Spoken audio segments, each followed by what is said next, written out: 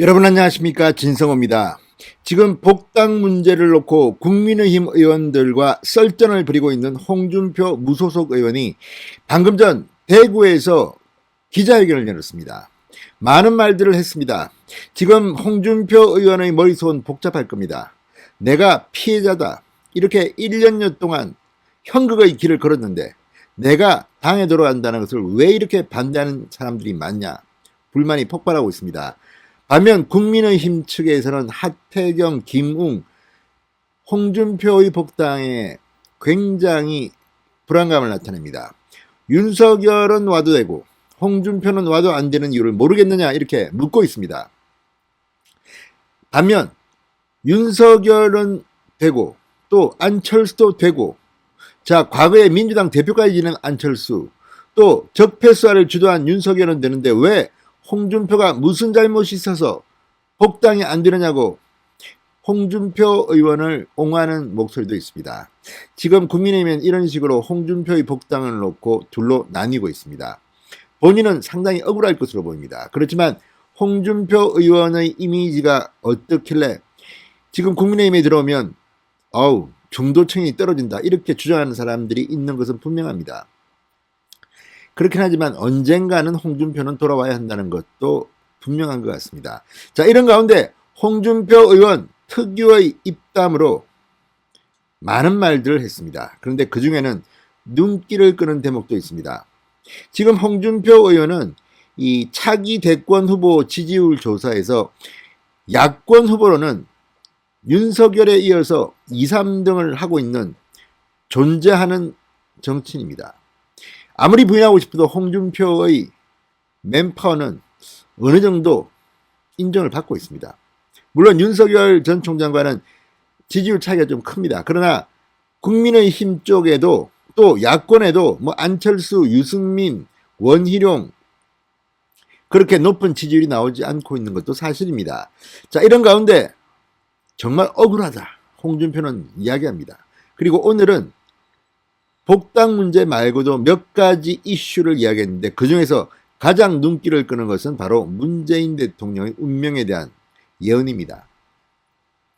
홍준표 의원은 오늘 기자회견에서 이런 말을 했습니다. 이재명 경기도지사가 대통령이 된다면 문재인 대통령은 1년 안에 감옥에 갈 수도 있다, 이렇게 예언했습니다. 이 말이 사실일 수 있을 것으로 저도 봅니다. 진성호의 직설 시작합니다. 방송에 앞서 아직 진성호 방송의 구독자가 아니신 분들은 붉은색 구독 버튼 눌러주십시오. 더 좋은 방송으로 보답하겠습니다. 자, 홍준표 의원이 이렇게 말한 이유는 뭘까요? 지금 민주당 정권에서 이재명 지사를 보는 시선들이 많이 엇갈립니다. 친문들은 여전히 이재명 지사를 의심의 눈초리로 봅니다. 지금은 당장 문재인 대통령에게 고개를 숙이는 것처럼 보이지만 당장 대통령 후보가 되면 그 순간부터 완전히 바뀐다. 반란을 일으킬 것이다. 그리고 문재인 대통령의 퇴임 후도 안전하지 못할 것이다, 이렇게 생각하는 사람들이 많습니다.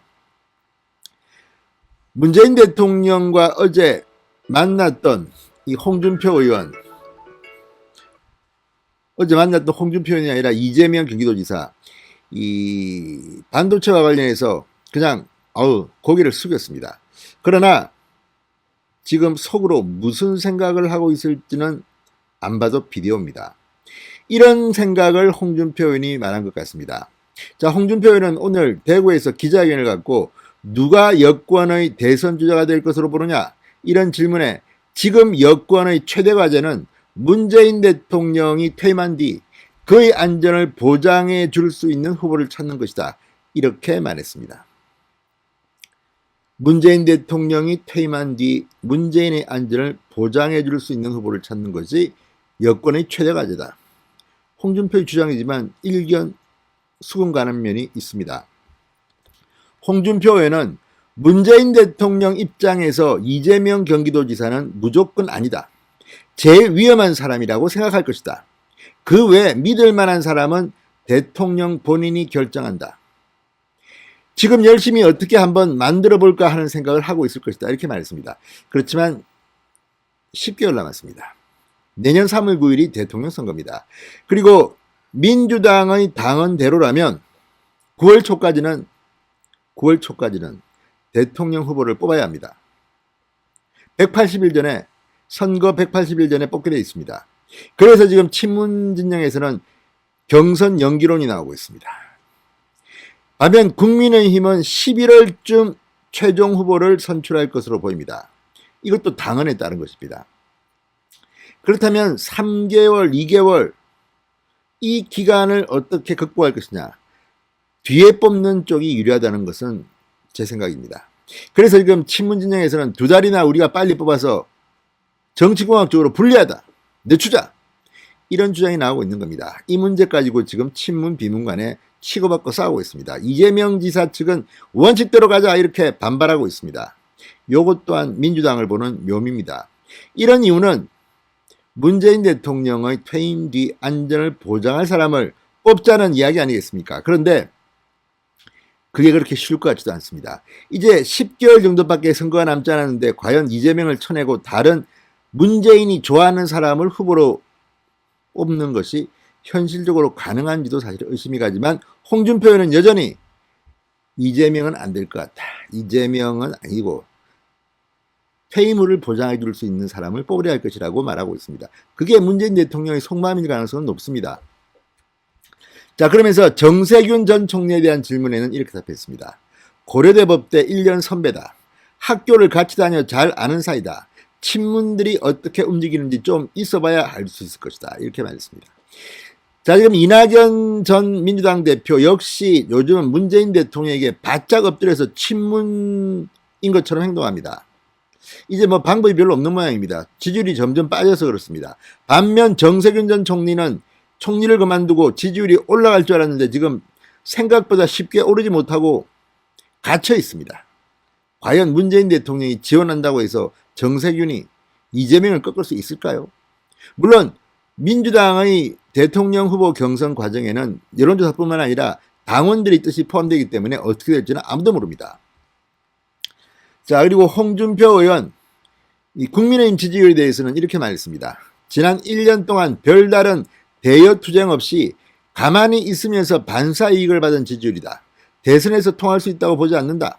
평가절하했습니다. 그리고 지금이라도 포지티브 전략으로 바꿔야 한다. 이렇게 주장했습니다. 자, 스스로의 복당이 포지티브냐는 질문에는 그저 국회의원의 한 사람으로 복당 문제지 그게 지지율에 영향이 갈 만큼 큰 문제냐 이렇게 물어보면서 그저 하나의 미랄이 되겠다고 이미 밝힌 바 있다. 사실 복당을 위해서 홍준표 의원은 머리를 숙이고 겸손하고 조용히 있는 게 도움이 된다고 판단한 것 같습니다. 그런데 어떻게 하다 보니까 최근 복당 문제가 과열돼서 국민의힘 의원들과 치고받고 지금 난립니다. 오히려 원희룡, 주호영 이런 중진 또는 이쪽은 홍준표 복당에 대해서 긍정적입니다. 반면 초선그룹에서는 반대하는 목소리가 나오기도 했습니다. 하태경 의원 같은 경우가 홍준표 거의 지금 감정적인 싸움으로 번지고 있습니다. 자, 홍준표 의원 복당할 경우 차기 대선 후보 경선에 참여할 것이냐는 질문에는 내가 꼭 대선 후보가 돼야 한다는 식의 생각으로 정치하는 게 아니고 내가 아니더라도 정권 교체는 꼭 해야 한다는 생각으로 하고 있다. 신중한 입장을 설파했습니다. 그렇지만 결국 대통령 경선이 있으면 나오겠죠. 지금 지지율이 그래도 상대적으로 높은 사람 아닙니까? 자, 그러면서 상당히 중요한 이야기를 하나 했습니다. 지난 10월부터 6월까지 전국 8,100명을 상대로 개별 면접을 했다. 국가에 바라는 것, 대한민국의 문제점이 뭔지에 대해 정밀하게 살폈다. 이 보고서를 6월 초에 발표하고 그를 토대로 8월에 미래전략 보고서를 만들고 난 뒤 경선 참여 여부를 생각할 것이다. 대권 도전에 대한 의지를 밝혔습니다. 자, 그러니까 그동안 상당히 준비를 한 것으로 보입니다. 홍준표 의원은 6월 초까지 8,100명을 대상으로 개별 면접을 해서 보고서를 만들겠다는 겁니다.